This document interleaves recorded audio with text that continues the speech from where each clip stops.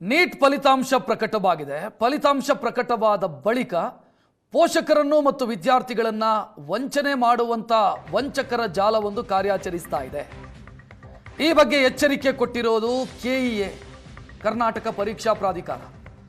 ವೈದ್ಯಕೀಯ ಸೀಟು ಕೊಡಿಸ್ತೀವಿ ಅಂತ ಪೋಷಕರಿಗೆ ಕರೆ ಮಾಡಿ ವಂಚನೆ ಮಾಡುವಂಥ ಪ್ರಯತ್ನಗಳು ನಡೀತಾ ಇದೆ ಅಂತ ಪೋಷಕರು ಮತ್ತು ವಿದ್ಯಾರ್ಥಿಗಳು ಎಚ್ಚರಿಕೆಯಿಂದಿರಿ ಅಂತ ಕೆಇಎ ಜಾಗೃತಿ ಮೂಡಿಸ್ತಾ ಇದೆ. ಪೋಷಕರನ್ನು ಸಂಪರ್ಕಿಸಿ MBBS ಸೀಟ್ ಕೊಡಿಸ್ತೀವಿ, BDS ಕೊಡಿಸ್ತೀವಿ, ಆಯುಷ್ ಸೀಟ್ ಕೊಡಿಸ್ತೀವಿ, ಈ ರೀತಿ ಮ್ಯಾನೇಜ್ಮೆಂಟ್ ಕೋಟಾದಡಿಯಲ್ಲಿ NRI ಕೋಟಾದಡಿಯಲ್ಲಿ ಕೊಡಿಸ್ತೀವಿ ಅಂತ ದುಡ್ಡು ತೆಗೆದುಕೊಂಡು ಮೋಸ ಮಾಡ್ತಿದ್ದಾರೆ.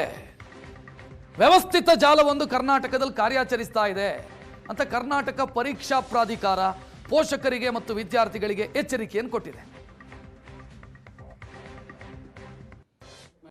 ಇಲ್ಲಿ ತುಂಬ ಪೋಷಕರಿಗೆ ಗೊಂದಲ ಇರುವಂಥದ್ದು ಏನು ಅಂತಂದರೆ, ಮೆಡಿಕಲ್ ಕಾಲೇಜುಗಳಲ್ಲಿ ಯಾವ ರೀತಿ ಸೀಟ್ ಇರುತ್ತೆ, KEA ಎಷ್ಟು ಸೀಟ್ಗಳಿಗೆ ಅಡ್ಮಿಷನ್ ಮಾಡುತ್ತೆ, ಕಾಲೇಜಲ್ಲಿ ಎಷ್ಟು ಸೀಟ್ಗಳಿಗೆ ಅಡ್ಮಿಷನ್ ಆಗುತ್ತೆ. ನಾವು ಕಾಲೇಜಿಗೆ ಆತ್ಮೀಯರಿದ್ದಾರೆ, ಹೋಗಿ ನಾವು ಮಾತಾಡಿ ಬಂದಿದ್ದೀವಿ.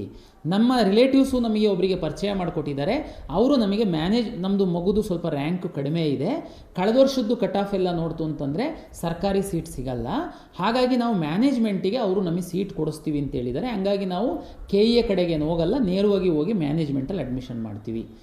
ಎಲ್ಲ ಪೋಷಕರಿಗೆ ವಿದ್ಯಾರ್ಥಿಗಳಿಗೆ ವಿನಂತಿ ಮಾಡುವಂಥದ್ದು, ನೇರ ಕಾಲೇಜಲ್ಲಿ ಹೋಗಿ ಅಡ್ಮಿಷನ್ ಮಾಡುವಂಥದ್ದು ಕಾಲ ಹೋಗಿದೆ. NRI ಏನಾದ್ರೂ ಸಫಿಷಿಯೆಂಟ್ ವಿದ್ಯಾರ್ಥಿಗಳು ಬರಲಿಲ್ಲ ಅಂತಂದರೆ 15% ರಿಸರ್ವ್ ಮಾಡಿರುವಂತಹ NRI ಸೀಟ್ಗಳನ್ನ ಮ್ಯಾನೇಜ್ಮೆಂಟ್ ಆಗಿ ಕನ್ವರ್ಟ್ ಮಾಡ್ತೀವಿ.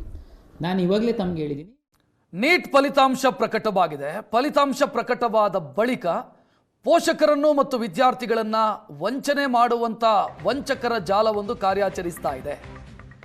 ಈ ಬಗ್ಗೆ ಎಚ್ಚರಿಕೆ ಕೊಟ್ಟಿರೋದು KEA, ಕರ್ನಾಟಕ ಪರೀಕ್ಷಾ ಪ್ರಾಧಿಕಾರ.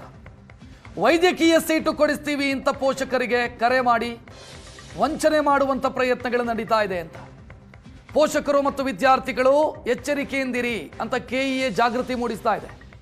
ಪೋಷಕರನ್ನು ಸಂಪರ್ಕಿಸಿ MBBS ಸೀಟ್ ಕೊಡಿಸ್ತೀವಿ, BDS ಕೊಡಿಸ್ತೀವಿ, ಆಯುಷ್ ಸೀಟ್ ಕೊಡಿಸ್ತೀವಿ, ಈ ರೀತಿ ಮ್ಯಾನೇಜ್ಮೆಂಟ್ ಕೋಟಾದಡಿಯಲ್ಲಿ NRI ಕೋಟಾದಡಿಯಲ್ಲಿ ಕೊಡಿಸ್ತೀವಿ ಅಂತ ದುಡ್ಡು ತೆಗೆದುಕೊಂಡು ಮೋಸ ಮಾಡ್ತಿದ್ದಾರೆ.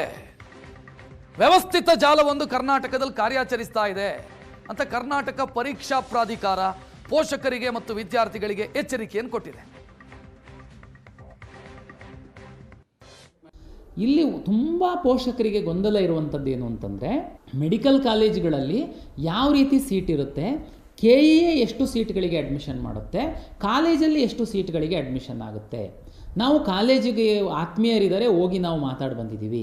ನಮ್ಮ ರಿಲೇಟಿವ್ಸು ನಮಗೆ ಒಬ್ಬರಿಗೆ ಪರಿಚಯ ಮಾಡಿಕೊಟ್ಟಿದ್ದಾರೆ, ಅವರು ನಮಗೆ ನಮ್ಮದು ಮಗುದು ಸ್ವಲ್ಪ ರ್ಯಾಂಕ್ ಕಡಿಮೆ ಇದೆ, ಕಳೆದ ವರ್ಷದ್ದು ಕಟ್ ಆಫ್ ಎಲ್ಲ ನೋಡ್ತು ಅಂತಂದರೆ ಸರ್ಕಾರಿ ಸೀಟ್ ಸಿಗಲ್ಲ, ಹಾಗಾಗಿ ನಾವು ಮ್ಯಾನೇಜ್ಮೆಂಟಿಗೆ ಅವರು ನಮಗೆ ಸೀಟ್ ಕೊಡಿಸ್ತೀವಿ ಅಂತ ಹೇಳಿದ್ದಾರೆ. ಹಂಗಾಗಿ ನಾವು KEA ಕಡೆಗೆ ಹೋಗಲ್ಲ, ನೇರವಾಗಿ ಹೋಗಿ ಮ್ಯಾನೇಜ್ಮೆಂಟಲ್ಲಿ ಅಡ್ಮಿಷನ್ ಮಾಡ್ತೀವಿ.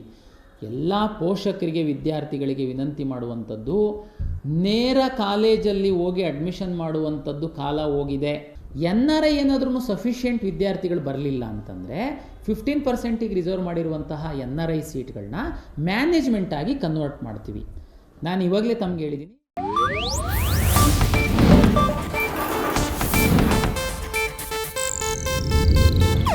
ಇದು ಏಷ್ಯಾನೆಟ್ ನ್ಯೂಸ್ ನೆಟ್ವರ್ಕ್ ಪ್ರಸ್ತುತಿ.